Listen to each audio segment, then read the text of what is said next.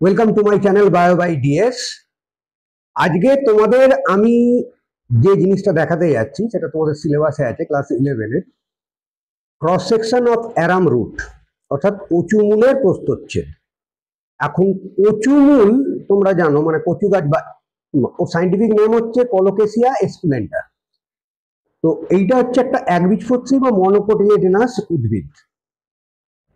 এই কচু মূলের যে প্রস্থচ্ছেদ, তোমাদেরকে গত যে ভিডিওটা আমি দেখিয়েছিলাম, সেই ভিডিওটা আমি দেখিয়েছিলাম যে ক্রস সেকশন কি করে কাটতে হয়, ভালো ক্রস সেকশন কাটার যে প্রসেসটা সেটা আমি দেখিয়েছিলাম।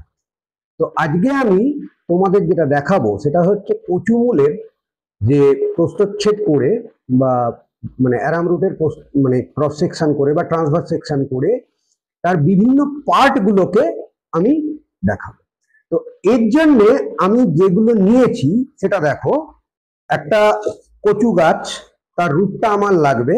তবে এই কচু গাছটা যদি মানকচু গাছ হয় তাহলে খুব ভালো হয়। সিটিতে মানে শহরের দিকে হয়তো মানকচু বা এরকম হয়তো নাও পাওয়া যেতে পারে, তবে গ্রামের সাইডে মানকচু যদি তোমরা খোঁজো সেটা তোমরা পাবে, এবং তার রুটটা সেকশনটা খুব ভালো আসে, মানে তোমরা বইতে যেরকম ছবি দেখো একদম সেই রকম তোমরা ক্রস সেকশনটা দেখতে পাবে। তো যার জন্য এটা ছাড়াও আমি আর যেগুলো নিয়েছি একটু দেখে নাও। একটা ওয়াচ গ্লাসে কিছু জল নিয়েছি, কিছুটা, একটা স্লাইড নিয়েছি, কভার স্লিপ আছে, ব্রাশ বা তুলি, ব্লেড নিয়েছি জিলেট 7 o'clock সুপার প্ল্যাটিনাম। এই ব্লেডটাই তোমরা কিনবে, তার কারণটা হচ্ছে এই ব্লেডটার অন্য ব্লেডে তোমরা করতে পারো কিন্তু তাতে ধার বেশিক্ষণ থাকবে না, কিছুক্ষণ পরেই ভোতা হয়ে যাবে, ধার বেশিক্ষণ থাকবে না। তো এই ব্লেডটাই তোমরা কেনার চেষ্টা করবে, একটু দাম কিন্তু এর ধারটা অনেকক্ষণ থাকে। বিশেষ করে কচু মূলের ক্ষেত্রে এমনি ব্লেডে হলেও তোমরা যখন সূর্যমুখী কাণ্ড বা ভুট্টা কাণ্ড অর্থাৎ সানফ্লাওয়ার স্টেম বা মেজ স্টেম এগুলো কাটবে তখন কিন্তু এমনি ব্লেডে কাটতে অসুবিধা হবে, সেকশন থিন আসবে না। আর কি নিয়েছি, একটু ব্লটিং পেপার। আর এই যে কচু মূলটা আমি দেখালাম, সেই কচু মূলটা কিছুটা কেটে একটু জলের মধ্যে আমি নিয়ে নিয়েছি। জলের মধ্যে কেন নিয়েছি, তার কারণটা হচ্ছে জলের মধ্যে যখনই করবে যে কোনো জিনিস একটু জলের মধ্যে একটু ভিজিয়ে নেবে, তাহলে জিনিসটা একটু নরম হয়, কাটতে সুবিধে হয়। আর আছে একটা ওয়াশ বটল। ওকে, ওয়াশ বটল থেকে এই জলটা দিতে লাগে, তখন ওই ওয়াশ বটলটা লাগবে। এবার চলো আমি দেখাই তোমাদের কি করে সেকশনটা করতে হয়। এইখানে দেখো কচু মূলটা নিয়েছি আর ব্লেডটা নিয়েছি। ব্লেড কিরাম করে ধরবে আমি আগের ভিডিওটাতেই দেখিয়েছি। ব্লেড কখনো এমন শক্ত করে ধরবে না যে এরকম বেঁকে যায়, আবার এমন ধরবে না যে এইখানটা ধরলে তুমি এই পুরো এজটাকে ক্লিয়ার পাবে না। ব্লেড সবসময় ধরবে এইরকম, যাতে এই পুরো এজটা ক্লিয়ার থাকে। আর এইভাবে ধরবে তুমি কচু মূলটা, তাতে একটু উঠে থাকবে। আর এই যে আঙুলটা, এটার ওপর দিয়ে ব্লেডটা এরম করে ঘষে যাবে। তোমার আঙুল কাটার ভয় নেই, একটু সাবধানে করতে হবে, প্রথম প্রথম একটু সাবধানে করবে, তাহলেই হবে। এবারে দেখো কি করে করতে হবে। এবারে তুমি এইটাকে আই লেভেলে ধরবে, আই লেভেল ছাড়া কিন্তু হবে না। পরে প্রথমে ওপরটাতে একটু এবড়ো খেবড়ো আছে, আমি কেটে ফেলে দিলাম। ওকে করে এবারে এই যে বললাম আঙুলের ওপর দিয়ে ব্লেডটা চলবে, এইখান থেকে ধরে গেলে তুমি বুঝতে পারবে যে কতটা ওপর দিয়ে বা নিচ দিয়ে ব্লেডটা যাচ্ছে। সেরম করে জাস্ট এইরম করে এক টানে এরম ভাবে কাটতে হবে, ঘষে ঘষে এরম করে কাটা যাবে না। তাহলে এইখান থেকে ধরে আমি এবার এক টানে এগুলোকে কাটছি।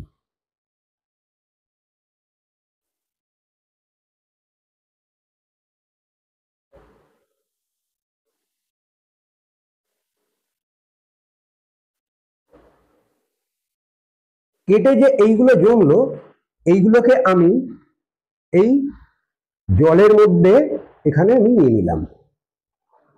ওকে, আরো আমি কিছু কাটছি, সেগুলো জলের মধ্যে নেবো।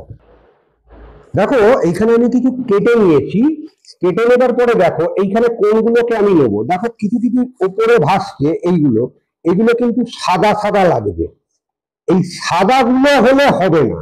আবার যেগুলো অর্ধেক কেটে গেছে সেগুলো হলেও হবে না। তলার দিকে দেখো কিছু ভাসছে, একদম টেবিলের যে টেবিল ক্লথ তার সঙ্গে একদম ট্রান্সপারেন্ট। যত ট্রান্সপারেন্ট হবে তত সুবিধে, তত ভালো জানবে সেকশন হয়েছে। তো এইরকম আমি কিছু ব্রাশে করে স্লাইডের মধ্যে তুলে নেব। তো আমি প্রথমে ব্রাশটা নিলাম, নিয়ে এইখান থেকে স্লাইডে এই কিছু তুলে নিচ্ছি।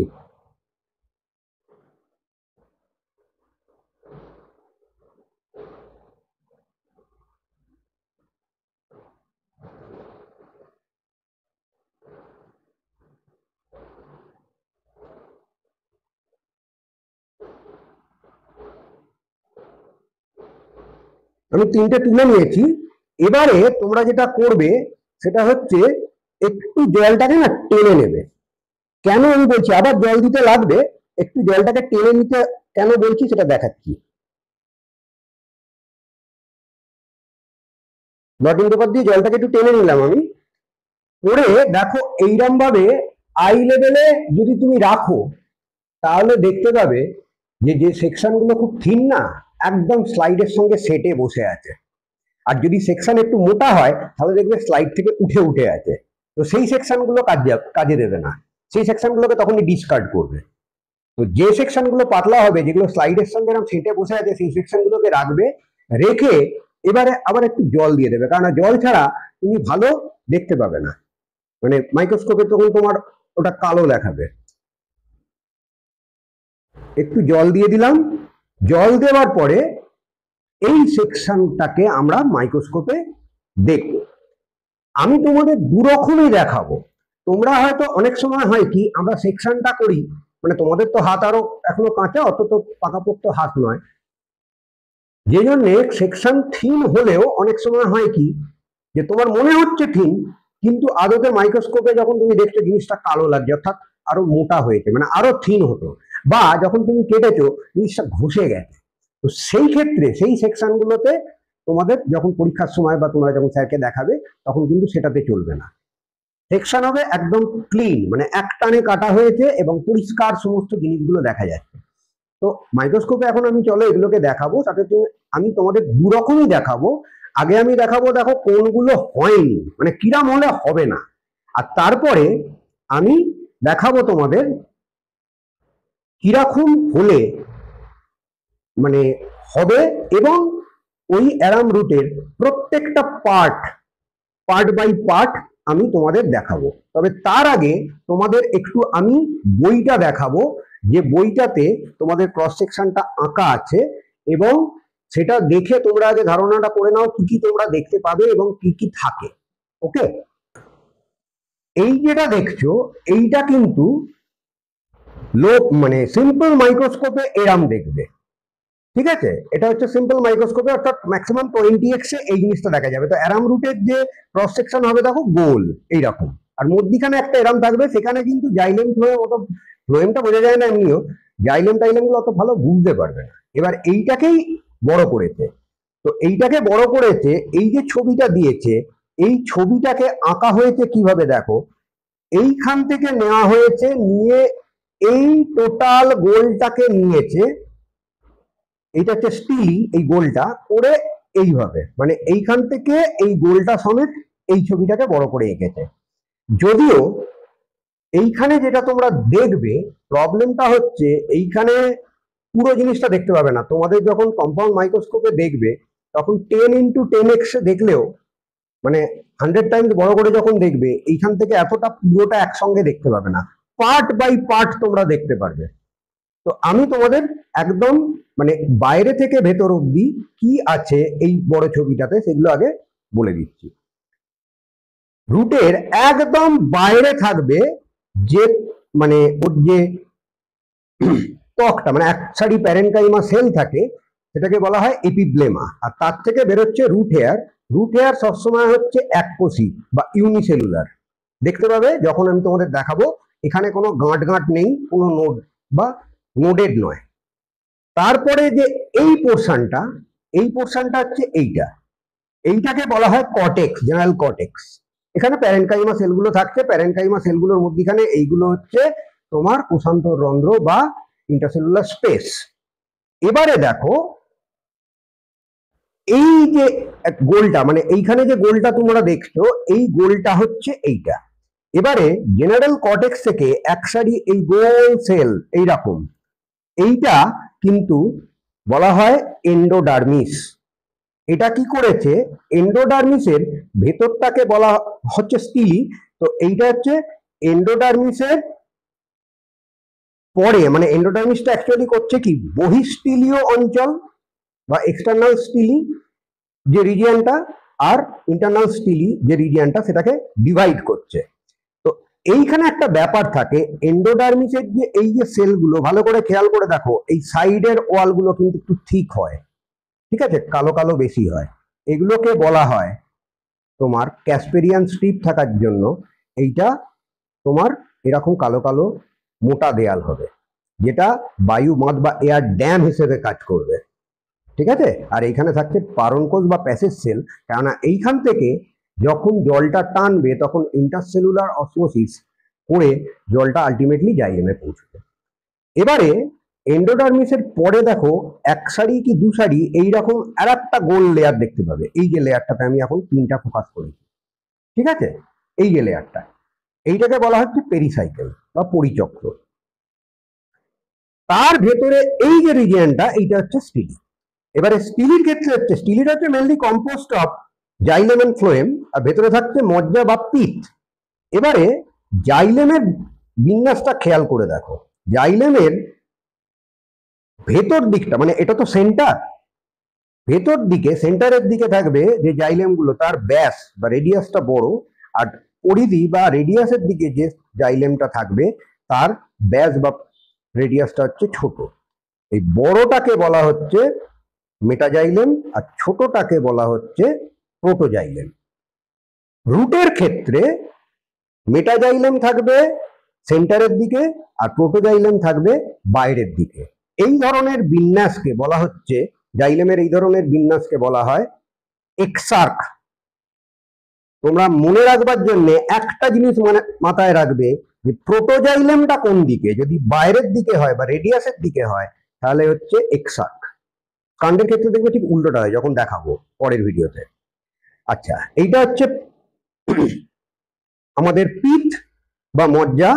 আর দুটো জাইলেমের, এই যে জাইলেমের লাইনটা আর এই যে জাইলেমের লাইনটা, তার মধ্যখানে এইখানে আছে ফ্লোয়েম। যদিও তোমরা যখন ওইখানে মাইক্রোস্কোপে দেখবে ফ্লোয়েম খুব ভালো বোঝা যায় না, কারণ এতটা গুঁড়ি গুঁড়ি এই সেলগুলোর সঙ্গে মনে হয় একই রকম। এখানটা যদিও খুব গুঁড়ি গুঁড়ি সেলগুলো ছোট ছোট কেটে কেটে হয়, কিন্তু ফ্লোয়েমটা অত ভালো তোমরা বুঝতে পারবে না। মোট কথা এরামই থাকে, xylem phloem, xylem phloem, xylem phloem, এইভাবে।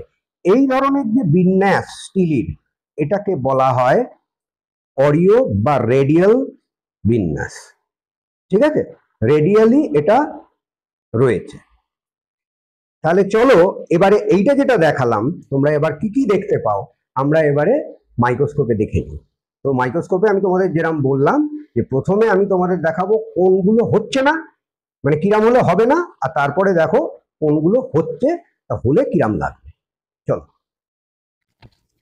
এইটা দেখো কলোকেসিয়া এসকুলেন্টা বা কচু গাছের যে প্রস্থচ্ছেদ মূলের, যের মধ্যে দেখাবো বলছিলাম সেইটা।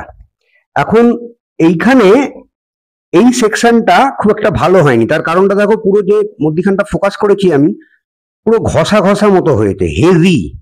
এইরাম সেকশন হলে কিন্তু হবে না। আমি তোমাদের বলেইছিলাম কোন সেকশনটা হবে না এবং কোন সেকশনটা হবে, সেটা আমি তোমাদের দেখাবো। তো এই সেকশনটা ভালো হয়নি।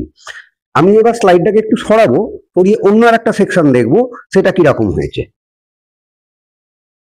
এই সেকশনটা দেখো আগেরটার থেকে অনেকটা পরিষ্কার, এখানে জাইলেম গুলো তবু পরিষ্কার বোঝা যাচ্ছে। আমি আর একটা সেকশন দেখছি, এটা মোটামুটি হয়েছে, আর একটা দেখি ভালো সেকশন তোমাদের দেখানোর চেষ্টা করছি। এবার এই সেকশনটা দেখো, এটা অনেক পরিষ্কার হয়েছে, অনেকটাই পরিষ্কার। এইরকম সেকশন তোমাদের কাটতে হবে, যত পাতলা সেকশন হবে তত ভালো, ঠিক আছে। এবার এসো তোমাদের বিভিন্ন পার্টস গুলো, মানে এই যে কেটেছি তাতে মূললোম থেকে আরম্ভ করে একদম মজ্জা পর্যন্ত, অর্থাৎ রুট হেয়ার থেকে আরম্ভ করে পিচ পর্যন্ত সমস্ত জিনিস এক এক করে তোমাদের দেখাচ্ছি এবং বুঝিয়ে দিচ্ছি। এইটা দেখো পয়েন্টারের মুখে যেটা আমি ফোকাস করেছি, এটা হচ্ছে রুট হেয়ার, এবং রুট হেয়ারটা খুব ভালো করে লক্ষ্য করে দেখো, এটা হচ্ছে ইউনিসেলুলার বা এককোষী, মূললোমটা এককোষী হয়, এখানে কোনো গাঁট গাঁট তুমি দেখতে পাবে না। যখন তোমাদেরকে আমি পরে সূর্যমুখী কাণ্ড দেখাবো, তখন দেখবে এই কাণ্ডরোম বা স্টেম হেয়ার গুলো কিন্তু একটা গাঁট গাঁট লোডেড হয়, কিন্তু এটা তো দেখো প্লেন একটাই সেল, এটাই হচ্ছে রুট হেয়ার। আর এখন আমি পয়েন্টারটা যার মুখে ফোকাস করলাম, মানে পয়েন্টারটার মুখে যে সেলগুলো লাইনটা আছে, কালো রঙের একটা লাইন দেখা যাচ্ছে, এটাকে বলা হচ্ছে এপিব্লেমা। ঠিক আছে, মানে রুটের ক্ষেত্রে বা মূলের ক্ষেত্রে বহিঃস্থক যেটা, সেটাকে বলা হয় এপিব্লেমা। এটা এক সারি প্যারেনকাইমা কোষ দিয়ে তৈরি। তাহলে এইটা হচ্ছে তোমার রুট হেয়ার বা মূল রোম। আর এখন যেটার উপর পয়েন্টারটা রয়েছে, এই কালো লাইন বরাবর পুরো দেখো কালো লাইনটা চলে গেছে, এইটা হচ্ছে এপিব্লেমা। এবার বহিঃস্থক বা এপিব্লেমার নিচে এখন পয়েন্টারটা যেখানে ফোকাস করা হয়েছে, এইটা হচ্ছে বহিঃস্তর বা জেনারেল কর্টেক্স। ঠিক আছে, এখানে প্যারেনকাইমা লেয়ার থাকে, প্যারেনকাইমা সেলের লেয়ার, এবং প্যারেনকাইমা সেল যেহেতু, এদের মধ্যে ইন্টারসেলুলার স্পেসও দেখা যাবে। আমি দেখানোর চেষ্টা করছি, ছবিটাকে একটু বড় করতে হবে। খেয়াল করে দেখো, চারটে সেল আছে, চারটে সেলের মুখে একদম পয়েন্টারের মুখটা খেয়াল করো, একটা ইন্টারসেলুলার স্পেস ঠিক পয়েন্টারের মুখটাতে, চারদিকে চারটে সেল, একটা ইন্টারসেলুলার স্পেস। ঠিক আছে, তো এইটা হচ্ছে জেনারেল কর্টেক্স বা বহিঃস্তর। এবারে পয়েন্টারের মুখটাকে খেয়াল করো, একটা কালো গোল লাইন দেখতে পাচ্ছ, ব্ল্যাক কালারের একটা রাউন্ড শেপের একটা লাইনের মতো এক সারি কোষ, মানে গোল ভাবে ওকে ঘিরে রয়েছে। এইটাকে বলা হচ্ছে অন্তঃস্থক বা এন্ডোডার্মিস। এটা একটু কালচে লাগছে কেন, তার কারণ এখানে ক্যাসপেরিয়ান স্ট্রিপ বা ক্যাসপেরিয়ান পুঁটি থাকে।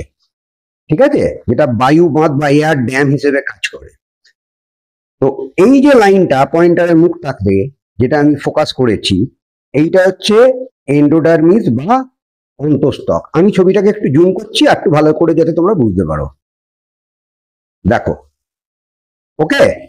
আর ঠিক এর তলায় আর এক সারি সেল আছে, আমি সেটাকেও দেখাচ্ছি, সেটাকে বলা হচ্ছে পরিচক্র বা পেরিসাইকেল। এই যে লাইনটা দেখছো, একটা দেখো ঠিক কালো লাইনটার তলাতে গোল করে আর একটা সাদা একটা সেলের লাইন চলে গেছে, এটাকে বলা হচ্ছে পরিচক্র বা পেরিসাইকেল। এইখান থেকে মূলের শাখা মূলটা উৎপন্ন হয়। ঠিক আছে, তাহলে আমার অন্তঃস্থক যেটা বা এন্ডোডার্মিস, এন্ডোডার্মিসের এই জায়গাটা হচ্ছে কর্টেক্স, আর এই লাইনটা হচ্ছে আমার পেরিসাইকেল। ওকে, আর এই পেরিসাইকেলের ভেতরে যে গোল রাউন্ডটা, সেইটা হচ্ছে স্টিলি। অর্থাৎ অন্তঃস্থক কিন্তু কর্টেক্স থেকে স্টিলিকে আলাদা করে রেখেছে, অন্তঃস্থক এন্ডোডার্মিস এটা কর্টেক্স থেকে স্টিলিকে আলাদা করে রেখেছে। এবার স্টিলির পার্টগুলো দেখে নিই। দেখো, এই যে সেলগুলো দেখা যাচ্ছে, এইগুলো হচ্ছে জাইলেম, এবং খুব ভালো করে খেয়াল করে দেখো, এটা একদম সেন্টারে আমি ফোকাস করেছি, সেন্টারের একদম এই জায়গাটা যেখানের ওপর এখন পয়েন্টারটা রয়েছে, এইটা হচ্ছে পিথ বা মজ্জা। ঠিক আছে, এখানে প্যারেনকাইমা সেল থাকে, বড় করলে এর মধ্যেও তোমরা কোষান্তরন্ধ্র বা ইন্টারসেলুলার স্পেস দেখতে পাবে। দেখো, আমি বড় করেছি, পয়েন্টারের মুখটায় যে একটা কালো গোল মতো দেখা যাচ্ছে, তিন দিকে তিনটে সেল, এটা হচ্ছে ইন্টারসেলুলার স্পেস। তো পয়েন্টারটা এখন যার উপর ফোকাস করা আছে, এইটা হচ্ছে পিথ বা মজ্জা। এবারে আমি জাইলেম গুলো দেখাচ্ছি। জাইলেম গুলো, এইগুলো হচ্ছে জাইলেম, এই যে গোল বড় হোল একটা একটা গর্তর মতো, এটা হচ্ছে জাইলেম। এবং জাইলেম দু রকমের আছে, মেটাজাইলেম আর প্রোটোজাইলেম। ভালো করে খেয়াল করে দেখো, আমি পাশেরটা সরাচ্ছি, পাশেরটা আর একটু ভালো করে বুঝতে পারবে, না অন্যগুলো বোঝা যাচ্ছে সেটা নয়, দেখাচ্ছি। এইটা খেয়াল করে দেখো, এই গোলটা কত বড় দেখো, এটা হচ্ছে মেটাজাইলেম। এবং তার থেকে যত পরিধির দিকে গেছে, অর্থাৎ যত এই দিকে গেছে, তত দেখো গোলগুলো কিন্তু ছোট হচ্ছে, অর্থাৎ এই দিকটাতে এইটা হচ্ছে প্রোটোজাইলেম। তাহলে প্রোটোজাইলেম থাকছে এন্ডোডার্মিসের দিকে, আর এন্ডোডার্মিসের বাইরে তো কর্টেক্স অ্যান্ড এপিব্লেমা মানে বাইরের দিক, এবং সেন্টারের দিকে থাকছে তোমার মেটাজাইলেম এটা, যে কারণে মূলের যে জাইলেমের বিন্যাস এটাকে বলা হয় এন্ডার্ক, সরি এক্সার্ক। প্রোটোজাইলেম সবসময় বাইরের দিকে থাকলে বলবে এক্সার্ক, আর কাণ্ডের ক্ষেত্রে হবে ঠিক উল্টো, প্রোটোজাইলেমটা ভেতরের দিকে থাকবে। তো এক্ষেত্রে মেটাজাইলেমটা সেন্টারের দিকে এবং প্রোটোজাইলেমটা বাইরের দিকে, অতএব এটা হচ্ছে এক্সার্ক। আর ফ্লোয়েম থাকবে, এই যে দুটো জাইলেম দেখছো, দুটো জাইলেমের লাইন, ফ্লোয়েম থাকবে এই জায়গাটা, এই জায়গাটা করে যে গুড়ি গুড়ি সেলগুলো দেখতে পাওয়া যাচ্ছে, এইটা হচ্ছে ফ্লোয়েম। অর্থাৎ এইখানে খেয়াল করে দেখো, এটা জাইলেম, তারপরে এইখানটা ফ্লোয়েম, আবার জাইলেমের লাইন, আবার এইখানটাতে হচ্ছে ফ্লোয়েমের লাইন। এটাকে বলা হয় অরিও বিন্যাস বা রেডিয়ালি এটা বিন্যাস হয়ে আছে, ঠিক আছে, রেডিয়াল সিমেট্রিতে। তো এই হচ্ছে কচুমূলের প্রস্থচ্ছেদ। দ্বিবীজপত্রী, এটা একবীজপত্রী কচুমূল, দ্বিবীজপত্রী যদি হয় ছোয়া বা গ্রাম, ঠিক আছে, তার ক্ষেত্রেও জিনিসটা একই ধরনের হবে, খালি ওইখানে জাইলেমের যে শেপগুলো সেগুলো গোল না হয়ে হবে একটু হেক্সাগোনাল, ঠিক আছে, হেক্সাগোনাল বা পেন্টাগোনাল এইরকম শেপের হবে, বাকি কিন্তু একই রকম। তাহলে তোমাদের আরেকবার আমি রিক্যাপ করে দিচ্ছি, এই যে কালো লাইনটা এটা হচ্ছে এপিব্লেমা, তারপরে হচ্ছে জেনারেল কর্টেক্স, এইখানে এই যে কালো লাইনের লাইনটা চলে এলো গোল, এটা হচ্ছে এন্ডোডার্মিস, তার নিচে এই লাইনটা হচ্ছে পেরিসাইকেল বা পরিচক্র, তার নিচে এইখানটা হচ্ছে ফ্লোয়েম, আর এইটা হচ্ছে জাইলেমের লাইন পুরো, আর মধ্যিখানে এইখানটা হচ্ছে পিত বা মজ্জা। তো আশা করি তোমাদের কচুমূলটা ভালো করে বোঝাতে পারলাম।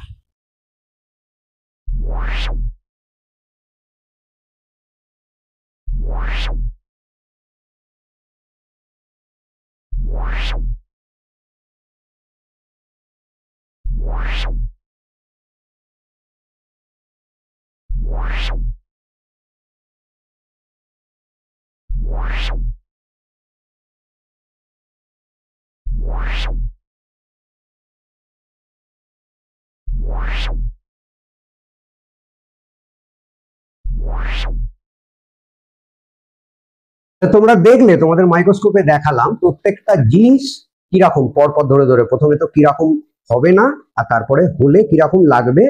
তবে হ্যাঁ, একটু বলে দিই, জলে যেহেতু ওটা দেখা হয়েছে সেহেতু ওইখানে যে মানে, আর লাইটটায় আর্টিফিশিয়াল লাইটে করা হয়েছে, সানলাইট, কারণ বাইরে এখন আকাশ মেঘলা বলে সানলাইট ভালো নেই বলে আর্টিফিশিয়াল লাইটে করা হয়েছে, একটু শ্যাডো থাকার জন্য একটু কালচে কালচে মতো একটা শ্যাডো আসছে, কিন্তু এটাই যখন সানলাইটে দেখবো তখন কিন্তু অনেক পরিষ্কার লাগবে। যদিও একটা ব্যাপার হচ্ছে জল, জলে থাকলে কি হবে তোমাদের, যেহেতু জল আর কাঁচের রিফ্র্যাক্টিভ ইন্ডেক্স সেম নয়, সেহেতু একটু ঝাপসা গোছের বা ওই রকম একটু কালচে গোছের আসবে, তবু তোমরা ভালো করে বুঝতে পারবে যে কাঁটাটা ঠিক হয়েছে কিনা বুঝতে পারবে। কেন আগে আমি গ্লিসারিন দিলাম না, কারণ তোমরা যখন স্যারকে দেখাবে যে স্যার এটা আমি করেছি দেখুন মাউন্ট, তোমাকে একদম মাউন্ট করে দেখাতে হবে, মাউন্টিংটা আমি দেখাচ্ছি। তো যার জন্য আগে তোমরা জলে দেখে নেবে, জল দিয়ে যেটা তোমাদের পছন্দ হবে সেটা রাখবে, সেটা রেখে বাকিগুলোকে ডিসকার্ড করে দিয়ে এরপরে তোমরা যখন স্লাইড আনবে তখন এই যে রয়েছে একটা রয়েছে ধরো এইখানে, সেইটাকে প্রথমে চারধার দিয়ে জলটাকে তোমরা শুষে নেবে।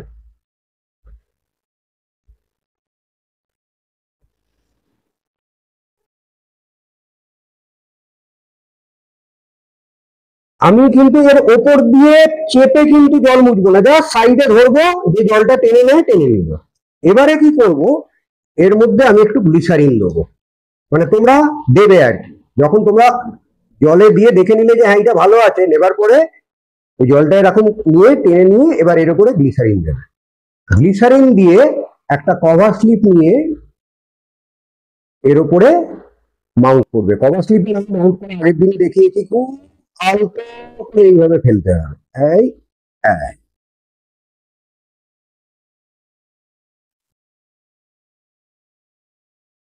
ওটা বাইরের দিকে যেটা বাবলসটা রয়েছে ওর জন্য অসুবিধা হবে না, স্পেসিমেনটা তোমার রয়েছে এইখানে। যেটা পুরো গ্লিসারিনে তোমার ঢাকা রয়েছে। তো এইটা করে তোমরা তোমাদের স্যারকে বলবে, স্যার এবার আপনি দেখুন, স্যার তোমাদের দেখে মানে পরীক্ষার সময় স্যার তোমাদের এটা দেখেই নাম্বার দিয়ে দেবেন। ওকে, তো আশা করি কিরকম দেখতে লাগে এবং কি করে মাউন্ট করবে সেইটা তোমাদেরকে আমি দেখাতে পারলাম। তো আমার আগের ভিডিওটা যারা দেখোনি তার লিঙ্কটা কিন্তু এই ভিডিও ডেসক্রিপশন বক্সে দেওয়া থাকবে, মানে how to cut a good cross section, এটা তোমরা একটু ভালো করে দেখলে তোমরা বুঝতে পারবে। আর যেটা করবে, এইটা যে আমি কাটছিলাম, আমরা তো অনেকদিন ধরে কাটছি, আমাদের হাত সেট হয়ে গেছে। তোমরা হাত সেট করবার জন্য কচু গাছ বাড়ির আশপাশে পাওয়া যায়, তোমরা কচু গাছ তুলে এনে একটু যেরকম ভাবে দেখালাম বাড়িতে একটু কাটাটা প্র্যাকটিস করবে, তাহলে তোমাদের হাতটা না সেট হবে। কয়েকটা কাটবার পরেই ক্রস সেকশনে দেখবে ভালো বেরিয়ে যাচ্ছে, নাহলে অনেক ক্রস সেকশন করে যাবে কিন্তু কোনোটাই ওই রকম ভালো আসবে না, উল্টো পাল্টা আসবে। তো এইটা একটু বাড়িতে প্র্যাকটিস। তো আশা করি ভিডিওটা তোমাদের ভালো লাগলো এবং আমি তোমাদের যাবতীয় খুঁটিনাটি গুলো পরিষ্কার সবকটার বলতে পারলাম, এবং এটা খানিকটা ভাইভাও ক্লিয়ার করবে। তার কারণটা হচ্ছে যে কি কি জিনিসগুলো পরপর আছে, কার পরে কি আসে, কার কি কাজ, কি করে না করে, সমস্ত জিনিসগুলোই আমি কিন্তু দেখানোর সময়তে বলেছি। ওকে, তো ভিডিওটা ভালো লাগলে লাইক অ্যান্ড শেয়ার করো বন্ধুদের সাথে, আর চ্যানেলটাকে সাবস্ক্রাইব করো। আর তোমাদের বন্ধুদের সাথে শেয়ার করতে এই জন্য বলছি, তোমাদের মানে বিশেষত যে সমস্ত স্কুলে এইচএস নেই, হয়তো 9-10 এর ছেলেমেয়েরা আছে, তোমাদের ভাই বা তোমাদের বন্ধুরা হয়তো খুব পড়ে যেখানে এইচএস নেই, তো তাদেরও না কিরাম রুটের সেকশন দেখতে লাগে, কারণ তাদের যখন রসের উৎস বা অ্যাসেন্ট অফ স্যাপ এই জিনিসটা পড়ানো হয় ক্লাস 9-এ, তো জিনিসটা অনেকের মাথায় ঢোকে না যে একটা রুটে পরপর কিরকম ভাবে ভেতর দিকে থাকে। তাদেরকে যদি তোমরা বলো তাহলে তারা যদি দেখে নেয় তাহলে তাদেরও জিনিসটা বুঝতে সুবিধে হবে যে হ্যাঁ কোন দিক দিয়ে জলটা ঢুকছে, কিভাবে ঢুকছে। ঠিক আছে, কারণ বইতে তো ছবি তো অনেক কিছুই থাকে, ছবি দেখে অনেক সময় সবকিছু বোঝা যায় না। তো আশা করি আজকের ভিডিওটা তোমাদের ভালো লেগেছে। আজকে তাহলে এই পর্যন্তই, আজকে রাখি। পরের দিন আমি যেটা আসবো সেটা হচ্ছে ডাইকট রুট, ডাইকট স্টেম। ও একটা জিনিস বলতে ভুলে গেছি, মনো ডাইকট যদি রুট হয় অর্থাৎ গ্রাম রুট, সেক্ষেত্রে তোমরা দেখবে যে কলোকেসিয়ার যেমন জাইলেমটা গোল গোল ছিল, ওইখানে জাইলেমটা হবে কিন্তু পেন্টাগোনাল বা হেক্সাগোনাল। প্রোটোজাইলেম থাকবে বাইরের দিকে, মেটাজাইলেম থাকবে ভেতরের দিকে, ওইগুলো সব একই, কিন্তু জাইলেমের শেপটা গোল না হয়ে হবে পেন্টাগোনাল বা হেক্সাগোনাল। গ্রাম রুটের ক্ষেত্রে এইটা, আর কোনো ডিফারেন্স নেই। ওকে, পরের দিন আমি তোমাদের যেটা দেখাবো সেটা হচ্ছে ডাইকট স্টেম, সূর্যমুখী কাণ্ড বা সানফ্লাওয়ার স্টেমের যে ক্রস সেকশন বা ট্রান্সভার্স সেকশন সেটা আমি দেখাবো। তো আজকের মতো এই পর্যন্তই থাক, আজকে রাখি। সবাই ভালো থেকো, গুড নাইট, বাই।